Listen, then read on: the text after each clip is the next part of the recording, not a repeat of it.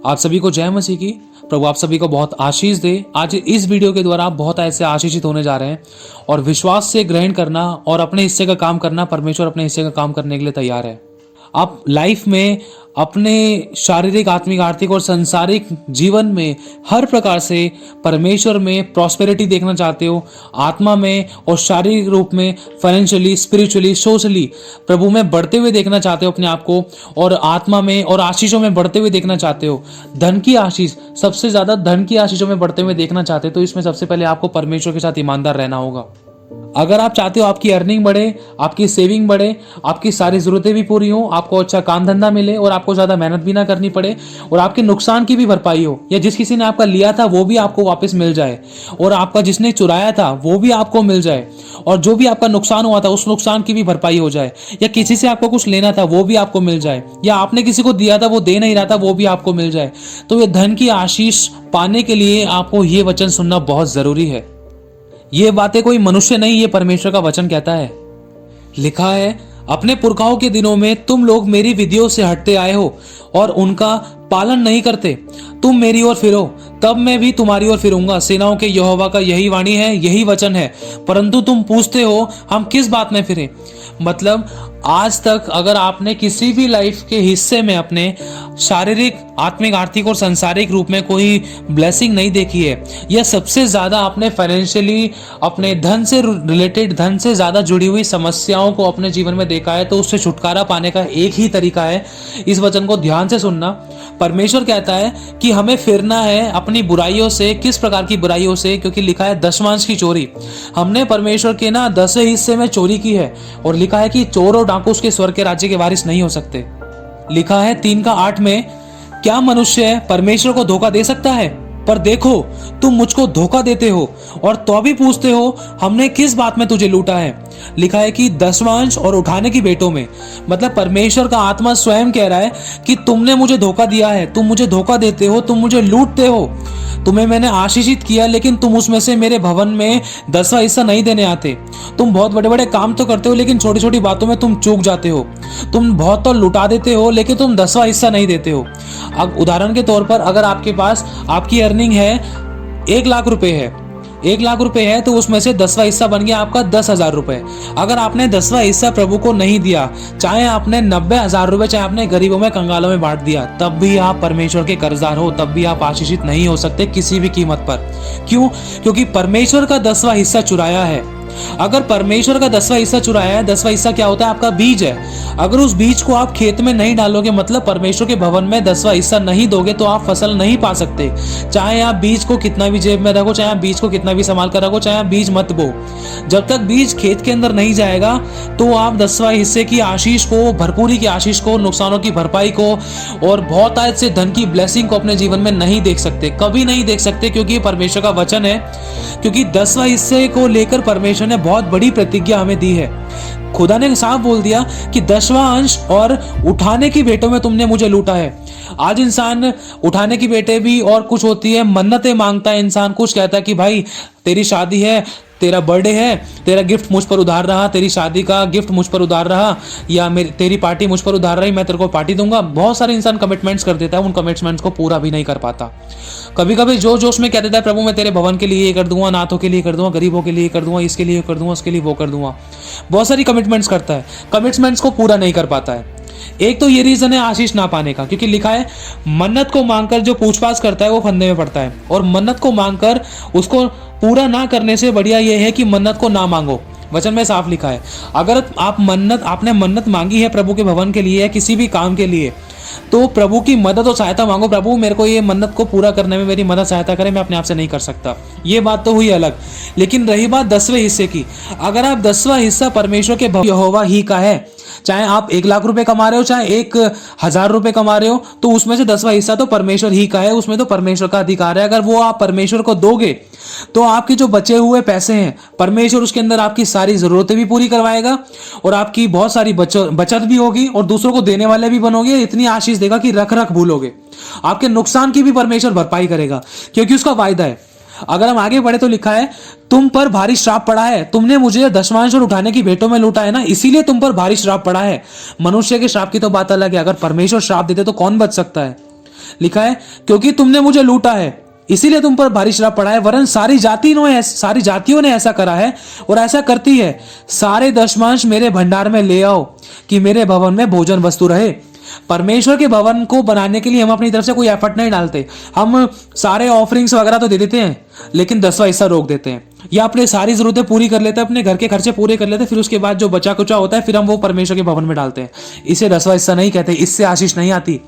Offering की आशीष अलग है, 10वें हिस्से की आशीष अलग है। 10वां हिस्सा तो परमेश्वर की आज्ञा है, क्योंकि इस पर तो सिर्फ परमेश्वर ही का अधिकार है। परमेश्वर ने कहा है 10वां अंश मेरे भंडार में ले आओ, ऐसा करके मुझे परखो। क्यों? क्योंकि परमेश्वर के भवन में अगर आप 10वां हिस्सा दोगे तो उससे अनाथों की मदद की जाएगी, विधवाओं की मदद की जाएगी।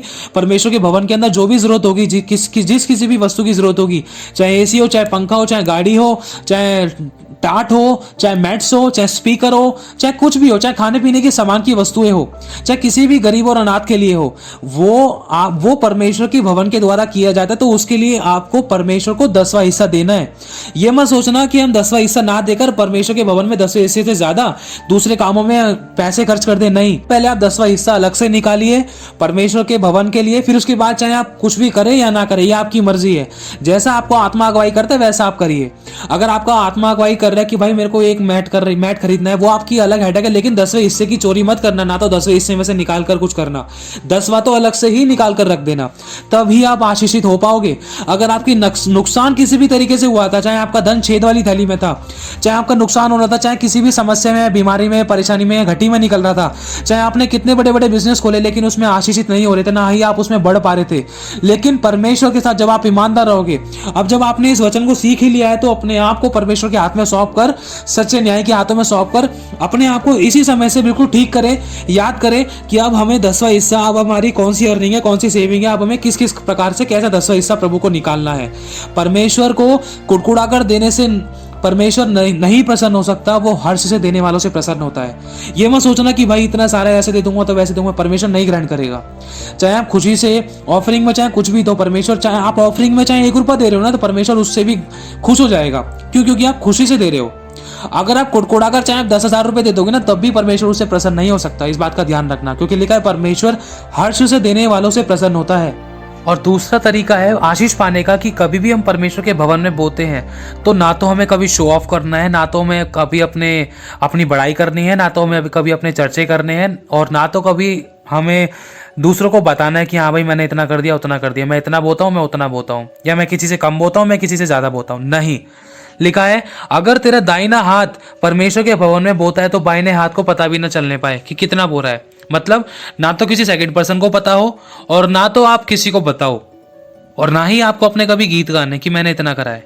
बस हमें इस बात में ध्यान रखना है कि प्रेम के अलावा हमें किसी और बात में कर्जदार नहीं रहना है, क्योंकि लिखा है कि जब तक तू कौड़ी कौड़ी ना भर देगा तब तक तू छूटने ना पाएगा। तो हमें 10वां हिस्से की चोरी कभी नहीं करनी है, चाहे हम कितना भी करोड़पति बन जाएं, चाहे हम कितना भी धनी है, चाहे हमारे पास कुछ है या नहीं है। सारे दशमांश, मतलब अपनी कमाई का, अपनी लाइफ का, अपनी सांसों का, हमें अपनी तरफ से पूरा 10वां हिस्सा देने की कोशिश करनी है। गलती हम सबसे हो जाती है, कोई परफेक्ट नहीं है सिवाय यीशु के। हम सबसे गलती हो जाती है, हमें अपनी तरफ से बेस्ट करना है। अपना समय का 10वां हिस्सा भी हमें प्रभु को देना है। और आगे लिखा है कि सारे दशमांश मेरे भंडार में ले आओ कि मेरे भवन में भोजन वस्तु रहे। और सेनाओं के यहोवा का यही वचन है, वो यूं कहता है कि ऐसा करके मुझे परखो कि मैं आकाश के झरोखे तुम्हारे लिए खोलकर तुम्हारे ऊपर अपरंपार आशीषों की वर्षा करता हूं कि नहीं। मतलब परमेश्वर इसमें साफ कह रहा है कि तुम भाई 10वां हिस्सा देकर मुझे परख कर तो देखो, तुम्हारे लिए मैं कितनी आशीष के झरोखे खोल दूंगा। तुमसे फूले नहीं समा पाएगी, तुम सहन नहीं कर पाओगे, तुम इतनी संभाल भी नहीं पाओगे। तुम्हें मैं इतनी आशीषें दूंगा, उमड़ती हुई आशीषें दूंगा। लोग तुम्हें देखेंगे तो पहचान लेंगे कि ये वो वंश है जिसे यहोवा ने आशीष दी है। मतलब परमेश्वर तुम्हारे नुकसान की भी भरपाई करके देगा, तुम्हारे हाथ के कामों को भी सफल करेगा, तुम्हारी घटिया को भी भरपूरी में बदलेगा, तुम्हें दूसरों को देने वाला बनाएगा। यहाँ तक कि धन तुम्हारे पास आएगा कि मुझे इस व्यक्ति के पास जाना है। परमेश्वर आज्ञा देता है, क्योंकि लिखा है कि मैं जाति के धन को नदी के समान, जाति जाति की धन संपत्ति को नदी की बाढ़ के समान मैं तेरे लिए बहा दूंगा। ये वचन उनके लिए है जो परमेश्वर के साथ ईमानदार हैं, उनको किसी भली वस्तु की घटी नहीं हो सकती। लेकिन जो मसीह में है, अगर वो भी घटी का मुंह देख रहा है तो उसको अपने आप को जांचना है, कहीं मैंने प्रभु का 10वां हिस्सा तो नहीं चुराया, कहीं मैंने कोई मन्नत मांगकर पूछपाछ तो नहीं करी, कहीं मैंने कोई मन्नत मांगकर उसको पूरा तो नहीं करा, कहीं वो रह तो नहीं कोई मन्नत, कहीं मैं किसी का कर्जदार तो नहीं, कहीं मैंने किसी को बातों बातों में कुछ कह तो नहीं देखी मैं तेरे को ये दूंगा वो दूंगा। अगर नहीं कर पा रहे तो साफ बोल देना, भैया मैं कुछ नहीं कर सकता। अगर आप कर सकते हो, आपको लगता है, तो प्रभु के हाथ में सौंप और प्रभु मेरी मदद कर मुझे इस कमिटमेंट को पूरा करने के लिए। और अपने आप को जांचो, कहीं आपने कुछ कमिटमेंट परमेश्वर के भवन में कुछ सामान को लेकर, किसी वस्तु को लेकर, किसी व्यक्ति को लेकर, किसी के लेने देने को लेकर तो आपने कुछ कमिटमेंट कर तो नहीं दी है, जिसके कारण आपकी आशीष रुकी हुई थी।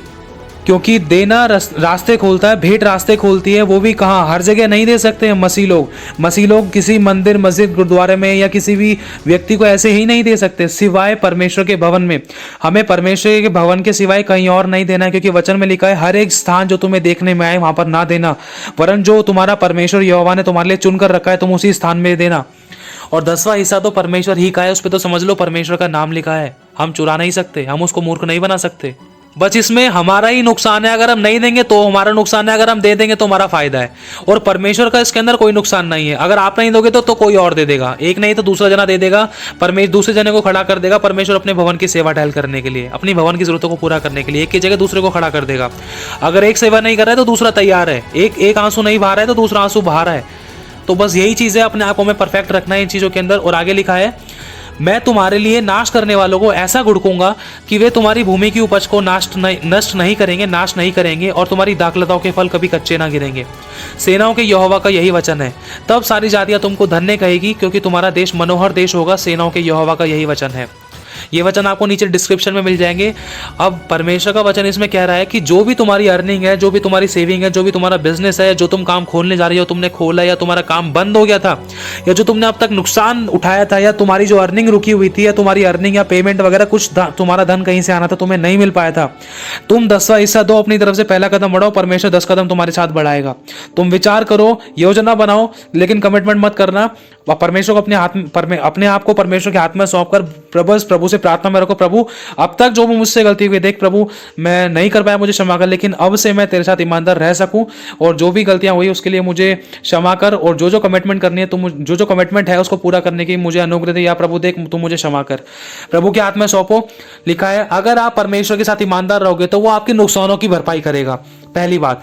और ना तो आपको कोई रोग लगने देगा, ना आपको कोई दुख तकलीफ, ना कोई बीमारी, ना कोई पीड़ा, ना कोई परेशानी, ना ही कोई आपका पैसा, ना तो किसी नुकसान में जाएगा, ना ही कोई आपका चुरा सकता, ना ही कोई आपका छीन सकता, ना ही कोई आपका पैसा मार सकता। किसी के बाप में दम नहीं अगर आप परमेश्वर के साथ ईमानदार हो तो।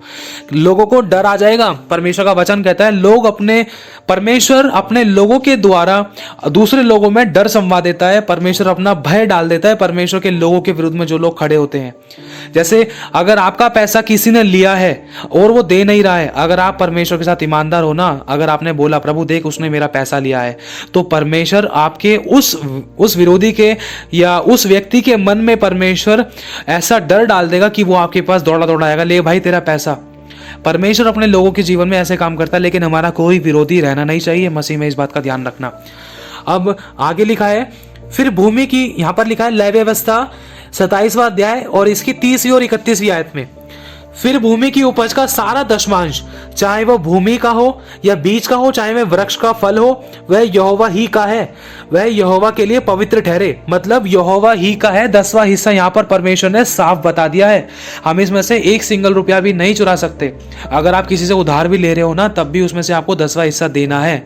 अगर आपने चाहे उधार लेना पड़ा, चाहे कोई ऐसी परिस्थिति आ गई थी, लेकिन अगर आपने उधार में से भी 10वां हिस्सा दे दिया, चाहे आपने 10,000 रुपये उधार लिए तो 10,000 में से उधार हो गया, मतलब 10,000 में से 10वां हिस्सा हो गया 1,000 रुपए। अगर आपने उधार लेने के बाद भी उसमें से 10वां हिस्सा निकाला, तो परमेश्वर आपके डर को, आपकी ईमानदारी को देखेगा, और परमेश्वर आपके उन खर्चों की भी भरपाई करेगा जो आपके फालतू के हुए थे, जो नुकसान हुए थे उनकी भरपाई करेगा, जो आपने उधार लिए थे उसकी भी भरपाई करेगा, और जो तुम्हारे पास है उसमें सारी जरूरतें भी पूरी करेगा, बहुत सा बच भी पाएगा, दूसरों को देने वाला भी बनाएगा, और तुम्हारी जीवन में बड़ी बड़ी गवाहियां बनाएगा। लिखा है नीति वचन 15 का 16 और 17 में कि घबराहट के साथ बहुत रखे हुए धन से यहोवा के भय के साथ थोड़ा ही धन उत्तम है। अगर हम घबराहट के साथ अगर हम जी रहे हैं, बहुत धन कमा रहे हैं, तो उससे तो बढ़िया वही है, चाहे मेरे पास थोड़ा है लेकिन परमेश्वर के भय के साथ ईमानदारी का धन है ना, तो वही मेरे लिए उत्तम है। इस बात का ध्यान रखना। और 17वीं आयत में लिखा है, प्रेम वाले घर में साग पात का भोजन बैर वाले घर में पले हुए बैल का मांस खाने से उत्तम है। चाहे आपके पास थोड़ा है, अगर आप प्रेम से रह रहे हो ना, ईमानदारी से रह रहे हो और प्रभु के साथ भी ईमानदार चल रहे हो और हर बात में उसका धन्यवाद कर रहे हो, तो वो आपके लिए बहुत भला है, बहुत उत्तम है। और दूसरे घरों में जैसे कि चाहे कि कोई पले हुए बैल का मांस खा रहा है, चाहे कोई चिकन मटन खा रहा है, लेकिन उसके घर में झगड़े रगड़े लड़ाइयाँ हैं, बीमारियां, तो उससे कोई फायदा नहीं है। उससे बढ़िया तो साग पात का भोजन है, जो आप हरी भरी सब्जियां, हल्की फुल्की दाल खा रहे हो और उसमें धन्यवाद कर रहे हो और प्रेम से रह रहे हो, ये परमेश्वर को भाता है। और लिखा है नीति वचन 13वां अध्याय 7वीं और 8वीं आयत में, कोई तो धन बटोरता है परंतु उसके पास कुछ नहीं रहता, और कोई धन उड़ा देता है तो भी उसके पास बहुत रहता है। मतलब अगर आप 99 के चक्कर 99 को 100 बनाने के चक्कर में आप लगे पड़े हो कि भाई मेरे को 100 बनाने हैं या और इकट्ठा करना है और इकट्ठा करना है, तो जो उसके पास होता है ना वो भी खो देता है। क्योंकि लिखा है कोई तो धन बटोरता है परंतु उसके पास कुछ नहीं रहता। और कुछ ऐसे लोग हैं जो बहुत धन उड़ा देते हैं भलाई के कामों में, प्रभु की महिमा के लिए दे दिया, या पुनः अपना पूरे भूमि की सारी उपज दे दी, या 10वां हिस्सा दे दिया, या 10वें हिस्से से बढ़कर दे दिया, या अपनी सारी पहली कमाई दे दी। क्योंकि वचन कहता है कि तू अपनी भूमि की पहली उपज दे देकर, अपनी कमाई की पहली उपज दे देकर यहोवा की प्रतिष्ठा करना।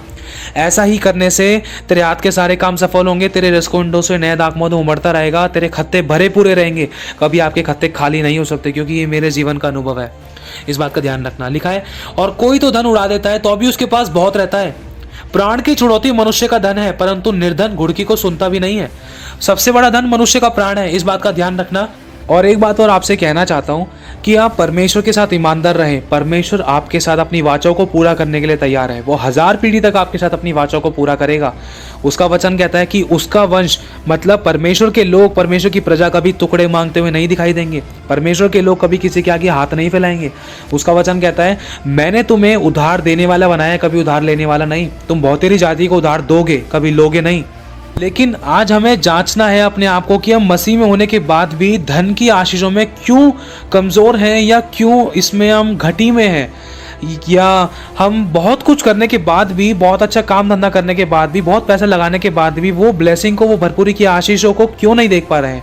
सबसे पहली बात अपने आप को जांचना कि कोई कमिटमेंट तो अधूरी नहीं रह रही है। दूसरी बात कि कोई 10वां हिस्सा तो नहीं रह रहा है। अगर रह रहा है तो प्रभु के हाथ में सौंपना, प्रभु से मांगना, प्रभु बोने के लिए बीज देता है, ठीक है। और हर बात को उस परमेश्वर के हाथ में सौंप कर प्रभु के आगे सरेंडर करके, प्रभु देख मुझसे तो कुछ भी नहीं बन पड़ा, मैं कुछ नहीं कर सकता, मुझे क्षमा कर, लेकिन मुझ पर दया कर, मैं अब तेरे साथ ईमानदार चलने पाऊँ। एक नया डिसीजन लीजिए प्रभु के साथ और प्रभु की आत्मा की अगुवाई में चलिए कि आपको क्या करना है, बीते हुए को लेकर क्या करना है, आगे आने वाले को लेकर क्या करना है और प्रेजेंट को लेकर अभी क्या करना है, ठीक है। आप 10वें हिस्से में परमेश्वर के साथ ईमानदार रहें और लोग आपके बारे में गवाही देंगे। लोग आपकी आशीषों को देखकर खींचे चले आएंगे, भाई आप इतने धनवान, इतने ब्लेसेड कैसे हो। परमेश्वर आपके बोने को नहीं देखेगा, परमेश्वर आपके दिल को देखेगा कि आपने किस हृदय से बोया है, किस डर से बोया है, किस ईमानदारी से बोया है। चाहे आप लाखों बो दो, अगर आप कुड़कुड़ा गए तो लाखों रुपए एक सिंगल रुपए, एक फूटी कौड़ी के भी बराबर नहीं है। उससे बढ़िया तो एक किसी टूटे पिसे मन का धन्यवाद मुंह से निकलना, धन्यवाद भी उससे लाखों करोड़ से ऊपर होगा। इस बात का ध्यान रखना। अगर आप हर्ष से, खुशी से बोलोगे ना, प्रभु देख मेरे पास इतना है, मैं इसमें से इतना बो दूं, प्रभु उसको ग्रहण करना, ये मेरी तरफ से ऑफरिंग है। 10वें हिस्से के लिए नहीं कह रहा हूं, 10वां तो 10वां ही देना है परमेश्वर को, 10वां तो उसी का ही है। 10वें हिस्से में से ना तो बिल्कुल कम करना, उसमें से एक फुट्टी कौड़ी भी कम करने की कोशिश मत करना कभी। बस ध्यान रखना, अगर बाई चांस कभी कम हो भी गई तो उसको याद रखना कि हाँ भाई मैंने इतनी कम कर दी थी, आगे से मुझे इतना देना है, और भाई जो कम करी थी उसको भी मुझे वापस, मतलब परमेश्वर को देना है, बढ़ाकर देना है, या जैसे भी है उसको जल्द से जल्द लौटा देना है। तो कहने का मतलब यही है कि हमें परमेश्वर के किसी बात में कर्जदार नहीं रहना है। अभी आपके लिए कुछ और वचन पढ़ना चाहूँगा। परमेश्वर का आत्मा आपसे भी से बात करेगा क्योंकि हम परफेक्ट नहीं है।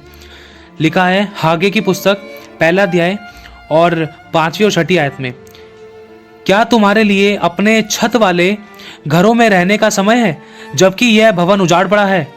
मतलब परमेश्वर कह रहा है कि तुम्हें अपना घर भरने की लगी है और मेरा भवन उजाड़ पड़ा है।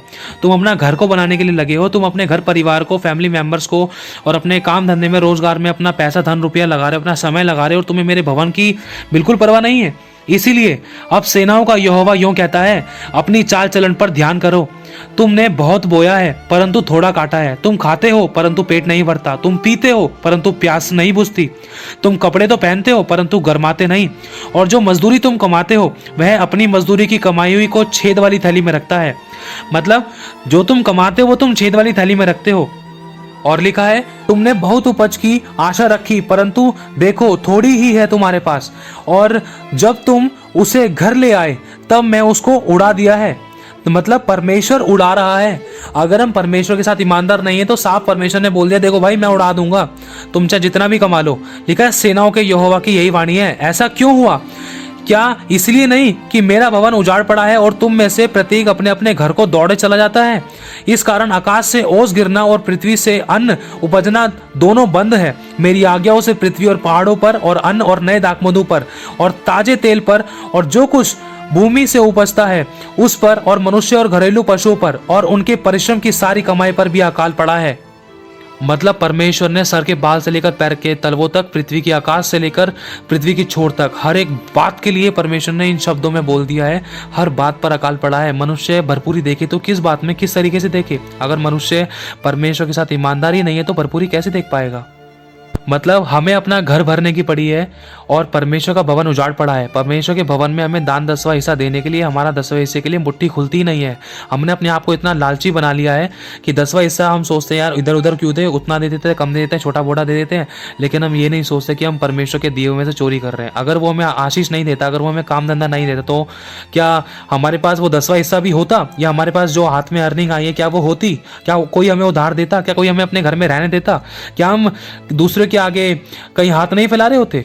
परमेश्वर ने आज तक हमें ऐसी समस्याओं में नहीं आने दे, लेकिन फिर भी हम उसका धन्यवाद नहीं करते, उसके साथ ईमानदार नहीं रहते। हम अपने आप को बहुत ज्यादा समझदार समझते हैं कभी कभी। लिखा है स्वोपदेशक 6 अध्याय 1 आयत में, एक बुराई जो मैंने धरती पर देखी है वह मनुष्य को बहुत भारी लगती है। किसी मनुष्य को परमेश्वर धन संपत्ति और प्रतिष्ठा यहां तक देता है कि जो कुछ उसका मन चाहता है उसे उसकी कुछ भी घटी नहीं होती। मतलब परमेश्वर मनुष्य को इतनी प्रॉस्पेरिटी, इतना धन, इतनी सारी ब्लेसिंग देता है कि उसको किसी भली वस्तु की घटी नहीं होती। लेकिन आगे लिखा है, तो भी परमेश्वर उसको उनमें से खाने नहीं देता, कोई दूसरा ही उसे खा जाता है। यह व्यर्थ है और भयानक दुख है।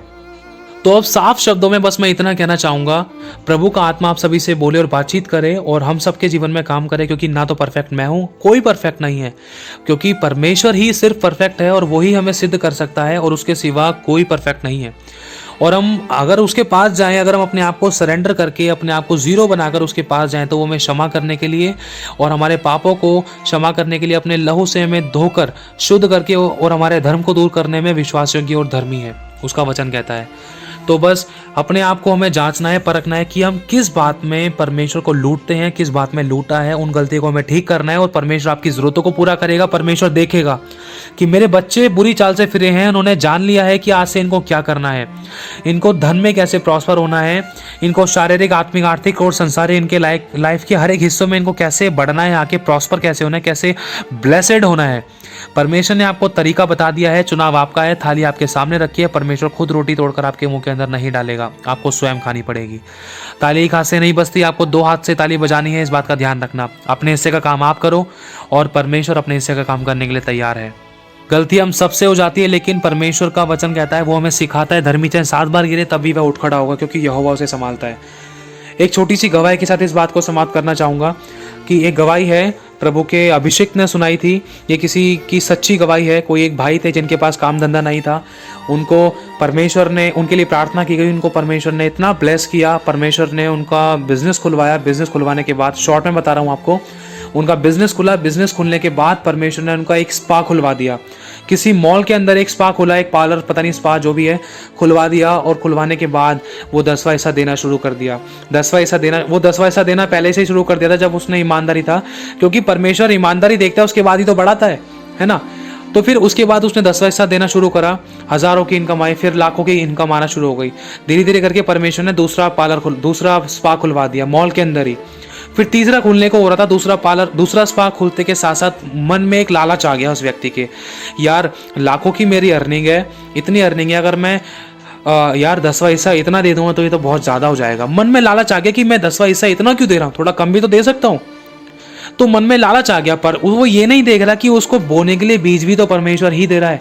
थोड़े से पैसे ने थोड़ा सा पैसा इंसान को इतना अंधा कर देता कि उसको कुछ भी समझ में नहीं आता है, अपनों तक को भूल जाता है, परमेश्वर की तो बात दूर है। तो हुआ क्या, उन भाई के मन में कुछ ऐसी बातें आई कि जिसके कारण वो परमेश्वर के साथ ईमानदार नहीं रह सके 10वें हिस्से को देने को लेकर। तो उनका जो तीसरा स्पा खुलने को था वो नहीं खुल पाया, दूसरा भी बंद हुआ, पहला भी बंद हुआ, और सारे स्पा बंद होने के बाद वो सड़क पर आ गए। और लास्ट में ऐसा हुआ, जब वो 10वां हिस्सा देने के लिए परमेश्वर के भवन में पहुंचे, परमेश्वर के दास दासी के पास, तो हुआ ऐसा कि दास दासी भी चौंक गए, अरे बेटा ये क्या, इतना कम, ये आपका टाइट, मैं तो हैरान हूँ, इतना छोटा 10वां हिस्सा, ऐसा कैसे हो सकता है, क्या हुआ आपके काम को। तो उन्होंने बोला कि आप मेरे लिए प्रार्थना करो कि मुझसे बहुत बड़ी गलती हुई है और मैंने परमेश्वर के 10वें हिस्से में से चोरी की है, मैंने लालच की, मतलब वही इनडायरेक्टली कि 10वां हिस्सा ना देने के कारण शैतान को मौका मिला, क्योंकि आज्ञा टूटी। वचन कहता है कि आज्ञा ना मानने वालों के जीवन में शैतान काम करता है। अब वो किस तरीके से हुआ, जैसे कि अभी आपके सामने वचन पढ़ दिए थे, अब वो वचन आपके डिस्क्रिप्शन में नीचे दे दिए जाएंगे।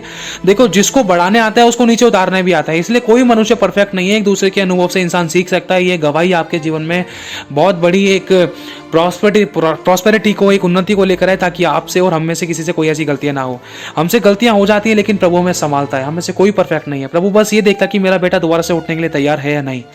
प्रभु आपको आशीषित करने के लिए तैयार है। आप प्रभु के साथ ईमानदार रहें हर बात में, चाहे आपको पैसे पाएं, चाहे आपको कोई व्यक्ति हाथ बढ़ाए, चाहे कोई आपको चाहे आपकी अर्निंग बढ़े, चाहे आपकी कहीं से ब्याज आ रहा है, चाहे वटेवर जो भी था, बस ईमानदारी से प्रभु के साथ रहें। और वचन में लिखा है, अपना पैसा कभी किसी को ब्याज पर मत देना, ब्याज आदि से अपनी पैसों की बढ़ोतरी मत करना, ये परमेश्वर का वचन कहता है। बस प्रभु के हाथ में सौंपना, परमेश्वर आपके जीवन में काम करेगा। हर बात में परमेश्वर की अगुवाई मांगना, यीशु मसीह के नाम से। प्रभु आपको बहुत ऐसे आशीष दे। सारी में प्रभु को मिले। आप सभी को जय मसीह की।